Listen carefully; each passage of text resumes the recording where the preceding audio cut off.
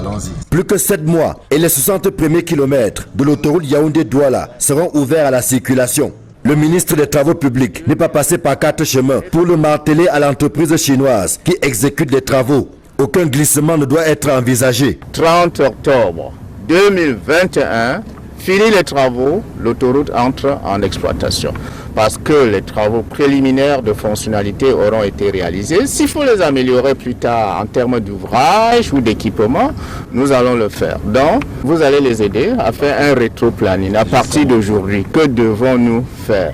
Nous allons voir et étudier tous les scénarios possibles et faire un planning en revenant vers la date d'aujourd'hui et voir quels sont les moyens qui nous sont nécessaires, que ce soit logistique ou bien matériel ou bien moyens humains pour respecter ce délai-là. Sur le terrain, les travaux évoluent à un rythme satisfaisant, notamment entre le PK40 et le PK60. Les travaux se concentrent actuellement sur le réseau de drainage, d'assainissement et on profite de quelques fenêtres de beau temps, vu qu'on est dans la saison de pluie, pour réaliser l'enrobé. L'enrobé et la pluie, ça ne rime pas. Sinon, les 2 couches de fondation et de base ont été réalisées et comme vous avez vu, donc, on vient de commencer aujourd'hui la toute dernière couche d'enrobé de roulement de 6 cm.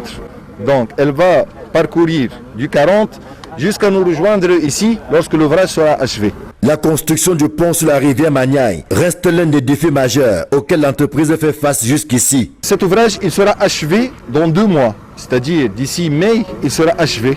Vu que le gros a été fait et on va raccorder avec le morceau de route qui reste sur les 2 côtés. L'autre défi et pas des moindres demeure le raccordement de l'autoroute au réseau urbain de Yaoundé via Colbison et à la nationale numéro 3 par Boumniebel, soit respectivement 15 et 12 km à réaliser de part et d'autre. Les voies de raccordement vont se limiter selon les instructions sur le tracé existant. Ça c'est une solution, on peut la qualifier d'intelligente vu qu'elle va nous épargner des délais d'exécution.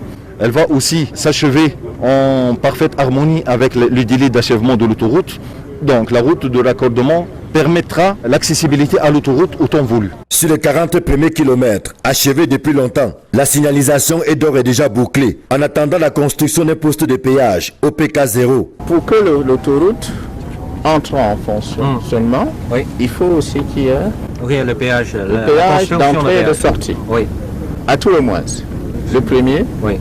Ici, et PK60. Conscient des difficultés, le ministre des Travaux publics a demandé à l'entreprise de travailler si nécessaire la nuit afin de tenir les délais d'achèvement des 20 km restants. Au plus tard en novembre 2021, la première phase de l'autoroute Yaoundé-Douala doit quitter définitivement les maquettes pour se vivre concrètement sur le terrain. L'attente n'a que trop duré.